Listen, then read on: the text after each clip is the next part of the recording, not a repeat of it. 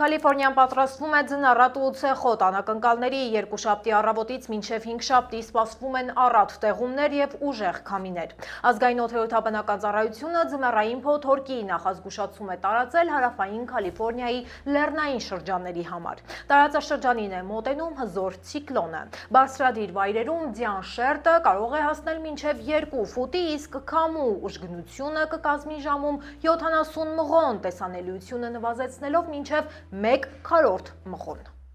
Լոս Անջելեսի Palisades, Sunset և Hearst թաղամասերում հայտարարվել է տարհանման նախազգուշացում, որն ուժի մեջ է մինչև երեքշաբթի առավոտ։ Այս տարածքները գտնվում են նախկին հրդեհներից տուժած գոտիներում, ինչը մեծացնում է հորդառատ անձրևների հետևանքով ցեխահոսքերի վտանգը։ Բնակիչներին հորդորում են զգոն լինել, գրանցվել Notify LA համակարգում և խուսափել վտանգավոր ճանապարհներով երթևեկելուց։ Փոթորիկը լուրջ սպառնալիք է նաև Սան Բերնարդինոյի և Ռիվերսայդի լեռների համար, որտեղ կանխատեսվում են ձյան տեղումների մի քանի փուլեր։ Ճանապարհները, հատկապես կամուրջներն ու լեռնանցքները, կդառնան չափազանց սահուն և վտանգավոր երթևեկության համար։ Սա համարվում է սեզոնի ամենաուժեղ բնական երևույթներից մեկը, որի ազդեցությունը կզգացվի մինչև շաբաթվա կեսը, ներառյալ նաև հորդառատ անձրևներ Կալիֆորնիայի բոլոր ցածրադիր բնակավայրերում։ Այժմ այն մասին, թե ինչ ենք պատմելու վայրկյաններ անց։ Անվտանգություն ապառիկով, ինչու է Թրամփի վարչակազմի մի մասը մնացել առանց փողի։ Կալիֆորնիայում բացահայտվել է սեքս ծառայությունների հսկայական ցանց, ինչ մանրամասներ են հայտնի։ Գնումներ առանց վճարելու, ինչպես Կալիֆորնիայի գողերը 226 միլիոն դոլար նվիրեցին պետությանը։ Հարկային սեզոնը շարունակվում է, ինչ պետք է իմանալ քիչ վճարելու համար։ Նոր զարգացումներ ԱՄՆ-ն ցնցած առևանգումից։ Խորհրդավոր ձեռնոցն ու ԴՆԹ-ի հետքերով փնտրվող խուսապարկով տղամարդը։ 16-ամյա Օֆելիան ընդդեմ ICE հաղթանակ մահից առաջ։ Գենային կախարդանք, ինչպես մեկընդմիշտ սպանել խոլեստերինը և չդառնալ դեղահաբերի գերի։ 150-ամյա առեղծվածը Միչիգան լիճը բացում է իր գաղտնիքները։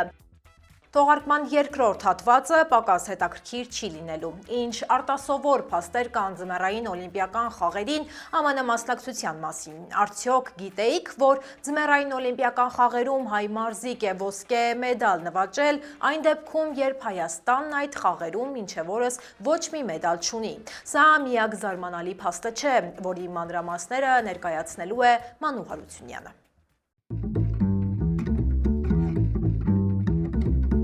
Բարև ձեզ, դուք միացել եք Glendale News-ին, ես Լենա Կարապետյանն եմ և ինչպես միշտ ձեզ կպատմեմ Միացյալ Նահանգներում տեղի ունեցող ամենաքննարկվող իրադարձությունների մասին։ ԱՄՆ-ում սկսվել է դաշնային կառավարության մասնակի շաթդաունը, ներքին անվտանգության դեպարտամենտի ֆինանսավորումը ավարտվել է շաբաթ օրը, քանի որ օրենսդիրները չեն համաձայնում Թրամփի ներգաղթի քաղաքականությանը։ Սպիտակ տունն ու դեմոկրատները չկարողացան լեզու գտնել մինչև վերջնաժամկետի ավարտը։ Ճգնաժամը հարվածում է ICE-ին և CBP-ին, սակայն 2025-ի բյուջեի միլիարդավոր դոլարները թույլ կտան շարունակել արտաքսումները։ Տրանսպորտի անվտանգության վարչության աշխատակիցները համարվում են կարևորագույն և պետք է աշխատեն առանց վարձատրության։ Խնդիրներ կունենան նաև արտակարգ իրավիճակների կառավարման գործակալությունը և գաղտնի ծառայությունը։ Հակառակ 270,000 աշխատակիցների անորոշ վիճակին զինվորականների վարձատրությունը կշարունակվի անխափան մինչև սեպտեմբերի վերջ։ Իրավապահները հայտարարել են Կալիֆորնիա նահանգում գործող առևտրային սեքս ծառայության հսկայական ցանցի փլուզման մասին, որում ներգրավված էին տասնյակ մարմնավաճառներ։ Վենտուրա շրջանի շերիֆի գրասենյակի գլխավորած մեկամյա հետաքննությունն ավարտվեց Լոս Անջելեսում և հարակից շրջաներում իրականացված խուզարկություններով ու ձերբակալություններով։ 30 հասցեներում գործող ցանցը տարածված էր ողջ նահանգում։ Հասիենդա Հայթսում իրենց բնակարանում ձերբակալվել են 38-ամյա Քեբին Դոնգը և 40-ամյա Վեյնեյը։ Իրավապահների խոսքով նրանք ստեղծել և ղեկավարել են մի կայք, որտեղ բացահայտորեն գովազդվում էին ինտիմ ծառայություններ։ Կայքում հայտնաբերվել է ավելի քան 60 կնոջ պրոֆիլ, որոնք ըստ քննիչների ծառայություններ են մատուցել գովազդվող տարբեր վայրերում։ Երկու կասկածյալների համար էլ սահմանվել է $200,000 գրավ և նրանք տեղափոխվել են նախնական կալանքի վայր։ Իրավապահները շարունակում են աշխատանքները պարզելու հնարավոր այլ հանցակիցների ինքնությունը և տուժածների հստակ թիվը։ Կալիֆորնիայում կազմակերպված առևտրային գողությունների դեմ լայնածավալ պայքարը տպավորիչ արդյունքներ է տվել։ Վերջին 2 տարվա ընթացքում իրավապահները ձերբակալել են 29,060 մարդու և վերականգնել ավելի քան 226 միլիոն դոլարի գողացված ապրանք։ Միայն 2025-ի երրորդ եռամսյակում առգրավված ապրանքների արժեքը աճել է գրեթե 19%-ով, հասնելով 36 միլիոն դոլարի։ Պետական հսկայական դրամաշնորհների շնորհիվ 38 իրավապահ մարմիններ ստացել են 242 միլիոն դոլար նոր սարքավորումների ձեռքբերման և աշխատակիցների հաստիքների ընդլայնման համար։ Կալիֆորնիայի մայրուղիների բարեկային ծառայության կազմակերպած առևտրային հանցավորության դեմ պայքարի խումբը նույնպես ռեկորդներ է սահմանել։ 2019-ից ի վեր նրանք մասնակցել են 4300 հետաքննության և վերադարձրել ավելի քան 1,5 միլիոն գողացված իր։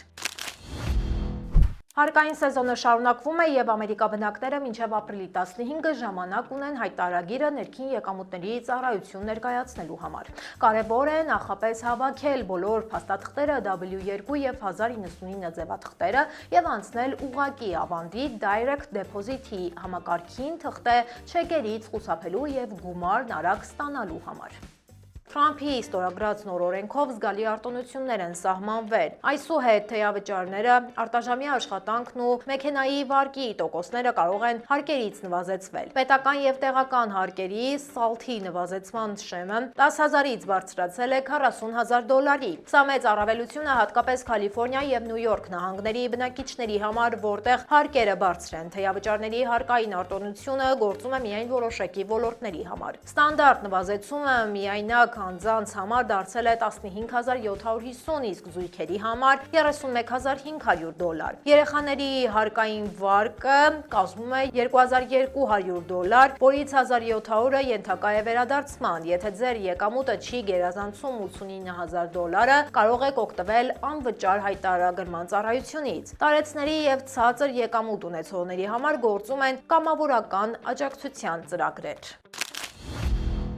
Նոր զարգացումներ այս տարվա ամենաաղմկոտ առևանգումից FBI-ը որոնում է միջին կազմվածքով և Ozark Trail ուսապարկով մի տղամարդու։ Տնից 2 մղոն հեռավորության վրա հայտնաբերված ձեռնոցի վրայի ԴՆԹ-ն այժմ լրացուցիչ փորձաքննվում է։ Մասնագետները փորձում են գտնել կարևոր համընկնումներ, որոնք կօգնեն բացահայտել այս առեղծվածային անհետացումը։ Տեսախցիկի կադրերը ցույց են տվել դիմակավորված ու զինված անձի, ինչը սաստկացրել է համայնքում տիրող վախը։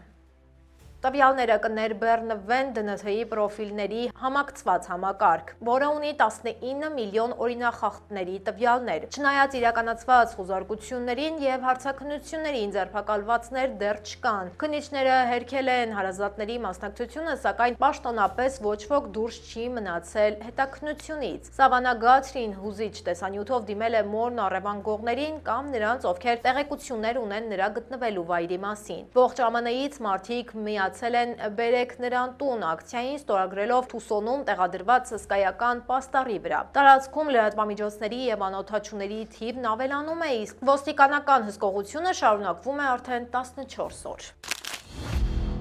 Կալիֆորնիայի թիվ 1 մայրուղու վրա տեղի է ունեցել պատահար, որը խլել է մի վարորդի կյանք։ Մեքենան դուրս է եկել ճանապարհի երթևեկելի մասից և գահավիժել օվկիանոսը։ Որոնողափրկարարական խումբը անմիջապես մեկնել է դեպքի վայր։ Մեքենան հայտնաբերվել է Հարիքեյն Փոյնթի մոտակայքում ափամերձ ժայռի վրա։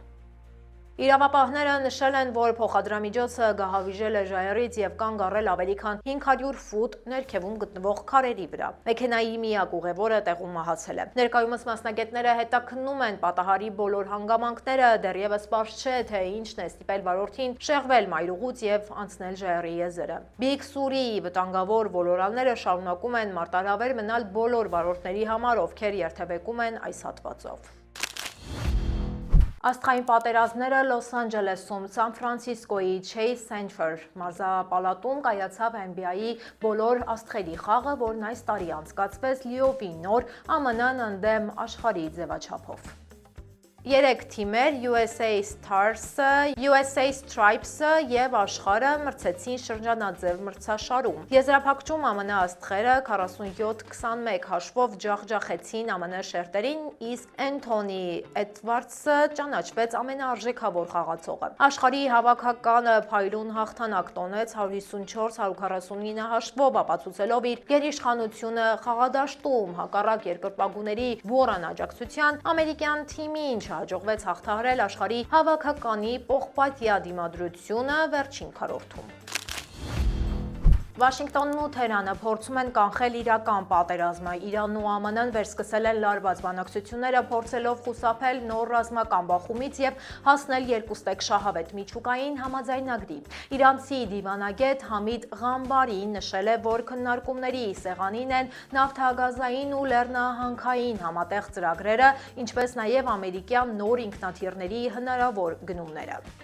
Պետքարտուղար Ռուբիոն շեշտել է, որ Թրամփը հստակ նախապատվություն տալիս է դիվանագիտությանը եւ խնդրի բանակցային կարգավորմանը։ Այս շաբաթ Ժնևում սպասվում է կարևոր հանդիպում, որին կմասնակցեն ամերիկյան պատվիրակության անդամները Սթիվ Ուիթքոֆը եւ Ջարեդ Քուշները։ Թեհրանը պատրաստ է զգալի զիջումների, իջեցնելով ուրանի հարստացման մակարդակը պատժամիջոցների չեղարկման դիմաց։ Իրանի արտաքին գործերի փոխնախարարի խոսքով գնդակն այժմ Ամերիկայի դաշտում է, ապացուցելու, որ նրանք գործարք են ուզում։ Ժամանակ Թրամփն ու Իսրայելի վարչապետը պայմանավորվել են սահմանափակել իրանական նավթի վաճառքը Չինաստանին, էականորեն նվազեցնելով Իրանի բյուջետային եկամուտները եւ ուժեղացնելով տնտեսական ճնշումը։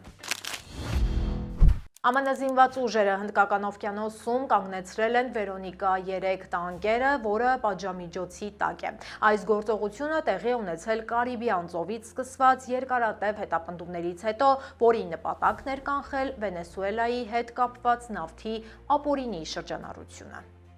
Պանամական դրոշի ներքո նավարկող այս տանկերը գտնվում էր սանկցիաների տակ Իրանի հետ կապված պատժամիջոցների պատճառով։ Հունվարի 3-ին Մադուրոյի ձերբակալման օրը այն Վենեսուելայից դուրս էր եկել մոտ 2 միլիոն բարել հում նավթով։ Տանկեր Trackers.com-ի տվյալներով 2023 թվականից ի վեր նավը ներգրաված է եղել ռուսական, իրանական եւ վենեսուելական նավթի տեղափոխման գործընթացում։ Սա վերջին շաբաթվա ընթացքում Հնդկական օվկիանոսում ամերիկյան ուժայինների կողմից կանգնեցված արդեն երկրորդ նմանատիպ տանկերն է։ Սպիտակ տունը այս կերպ փորձում է իր վերահսկողության տակ վերցնել Վենեսուելայի նավթային ռեսուրսները, կանխելով ստվերային նավատորմի գործունեությունը։ Չիկագոյից 16-ամյա Օֆելիա Տորեսը, ով անցյալ տարի հայտնվեց լրատվամիջոցների ուշադրության կենտրոնում պայքարելով հորն ազատ արձակելու համար, կյանքից հեռացել է քաղցկեղի հազվադեպ տեսակից։ Նրա հայրը ձերբակալվել էր IC կողմից հենց այն ժամանակ, երբ աղջիկը բուժվում էր։ Օֆելիան հիվանդանոցից տեսաուղերձ էր հրապարակել, բարձրացնելով բազմաթիվ ներգաղթյալների խնդիրները։ Աղջկա հայրն ազատ էր արձակվել գրավի դիմաց 2 շաբաթ անց, երբ դատավորը հաշվի էր առել դստեր բուժման խիստ կարևորությունը, իսկ աղջկա մահվանից ընդամենը 3 օր առաջ Չիկագոյի դատավորը որոշեց, որ հայրը կարող է մնալ երկրում։ Դատարանը գտավ, որ նրա արտաքսումը բացասաբար կանդրադառնա ԱՄՆ քաղաքացի հանդիսացող երեխաների վրա, ճանապարհ բացելով նրա քաղաքացիության համար։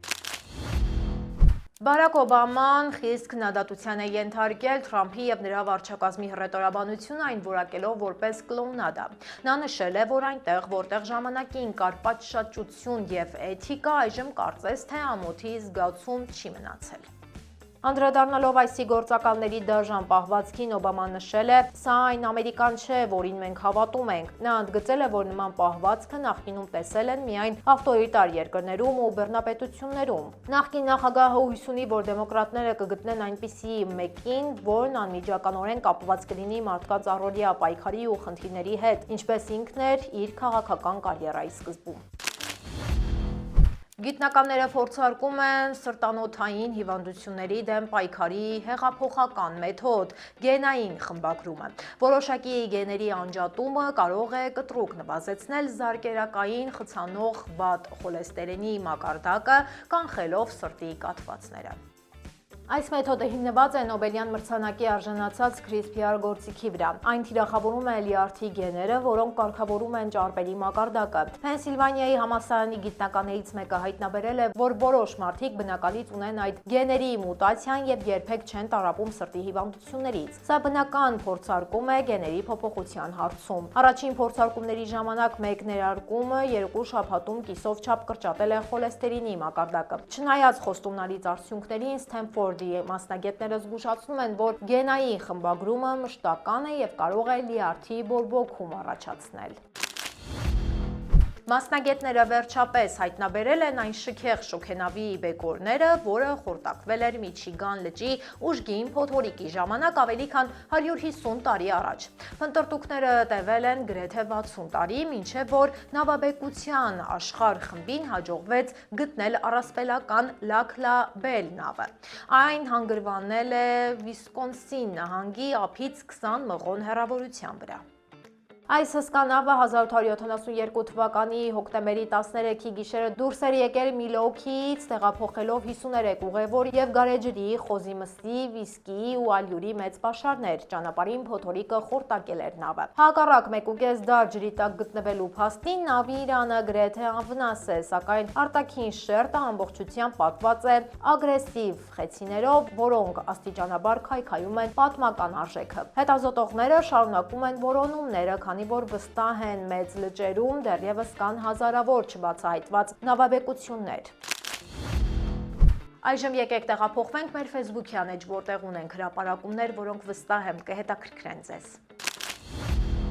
Հոլիվուդում նոր միտում է նկատվում ավանդական ֆիլմերին փոխարինելու են գալիս միկրոդրամաները, բջջային հեռախոսների համար նախատեսված կարճ սերիալները։ Bound by Honor նախագիծը արդեն հավաքում է ավելի քան 334 միլիոն դիտում։ Այս ոլորտը արդեն միլիարդավոր դոլարների շահույթ է բերում։ Անցյալ տարի ԱՄՆ-ում եկամուտը կազմել է 1.4 միլիարդ դոլար։ Լոս Անջելեսի քաղաքային խորհուրդը նույնպես քննարկում է 5 միլիոն դոլարի սուբսիդավորում տրամադրելու հարցը, աջակցելու այս նոր ձևաչափին։ Դատարկվող հոլիվուդյան տաղավարները շուտով կարող են վերածվել միկրոդրամաների լաբորատորիաների, ինչը կնպաստի Կալիֆոռնիա նահանգի տնտեսությանը։ Նոր հետազոտությունը պարզել է, որ արհեստական մազերում առկա են քաղցկեղածին նյութեր, փորձաքննության են ենթարկվել 43 տարբեր արտադրանք, հայտնաբերելով ընդհանուր առմամբ 169 քիմիական միացություններ։ Դրանց թվում կան հակահրդեհային նյութեր, թունաքիմիկատներ եւ պլաստիկի կայունացուցիչներ, որոնք լրջորեն վտանգում են մարդկանց առողջությունը։ Հայտնաբերված միացություններից 12-ը ներառված են Կալիֆոռնիայի վտանգավոր նյութերի ցանկում։ Մասնագետը նախազգուշացնում է, որ այդ նյութերը կարող են ներծծվել գլխամաշկով կամ ներշնչվել հարդարման ժամանակ։ Հաստաղիքի քաղցկեղ այժմ մինչև 50 տարեկանի շրջանում քաղցկեղից մահացության առաջատար պատճառն է։ Հիվանդության դեպքերը վերջին տասնամյակներում կտրուկ հաճախացել են, նույնիսկ 20-ից 40 տարեկաների մոտ, ահազանգում են մասնագետները։ ԱՄՆ կանխարգելիչ ծառայությունների աշխատանքային խումբը դեռ 2021 թվականին իջեցրեց ստուգման տարիքային շեմը 50-ից դարձնելով 45 տարեկան։ Փորձագետները խորհուրդ են տալիս միջին ռիսկայնություն ունեցող մարդկանց ամեն 10 տարին մեկ անցնել կոլոնոսկոպիա։ Թեև հստակ պատճառները դեռ ուսումնասիրվում են, գիտնականները կապ են տեսնում ճարպակալման, նստակյաց կյանքի և վերամշակված սննդի օգտագործման աճի հետ։ Հաջորդ թիվ ձեզ հետ կաշխատի իմ գործընկեր Մանու Հարությունյանը։ Նա գտել է փաստեր, որոնք զարմանալի ու արտասովոր են անգամ ձմեռային օլիմպիական խաղերի համար։ Հրաժեշտից առաջ մնում է միայն հիշեցնեմ, ձեր ցանկացած լայքն ու մեկնաբանությունը մեզ օգնում են հաջորդ հանդիպումը ավելի հետաքրքիր ու բովանդակալի դարձնել։ Իսկ եթե բաժանորդագրվեք, հետաքրքիր նորությունների մասին առաջիններից մեկը կտեղեկանաք։ Մինչ հանդիպում։ Բարև ձեզ։ Ձմեռային օլիմպիական խաղերին ԱՄՆ-ի մասնակցությանը վերաբերող որոշ փաստեր երբեմն անհավանական են թվում։ Դրանց մասին կխոսենք մի փոքր ուշ։ Այս օրերին ամբողջ աշխարհի ուշադրությունն ուղղված է դեպի Իտալիա, որտեղ մրցում են աշխարհի ուժեղագույն մարզիկները, ձմեռային օլիմպիական խաղերի մասնակիցները։ Իսկ ինչով են առանձնանում ձմեռային խաղերն Ամերիկայի համար։ Երբ ֆանից է Ամերիկան մասնակցում, ինչ արտասովոր փաստեր կան դրա հետ կապված։ Ոսկե մեդալների անհավատալի թիվ, գերմար թվացող մարզիկներ, ուշադրություն 14-ից 54 տարեկան։ Անգամ ձմեռային օլիմպիական խաղերում է Ամերիկան կարողացել աշխարհին զարմացնել։ ԱՄՆ ձմեռային օլիմպիական խաղերին սկսել է մասնակցել 1924 թվականից եւ առ այսօր ոչ մի խաղ բաց չի թողել, իսկ 4 անգամ հենց ինքն է հյուրընկալել խաղերը։ 1924-ին ամերիկյան թիմն ուներ ընդամենը 24 անդամ, ինչն ամենափոքրն էր պատմության մեջ։ Իսկ արդեն 2018-ին ԱՄՆ ներկայացավ ռեկորդային 242 մարզիկով, գերազանցելով նախկին բոլոր ցուցանիշները եւ սահմանելով նոր նշաձող։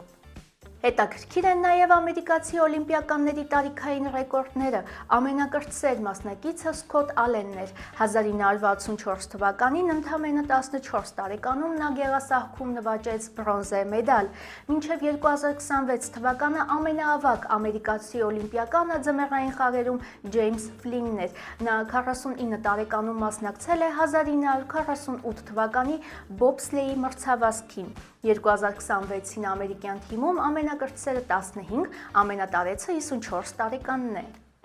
Ձմեռային օլիմպիական խաղերին ԱՄՆ-ի մասնակցությանը վերաբերող որոշ փաստեր երբեմն անհավանական են թվում։ Հրաժարմատսեց նաև Էրիկ Հայդենը, նա 5 ոսկե մեդալ նվաճեց չմշկավազքից։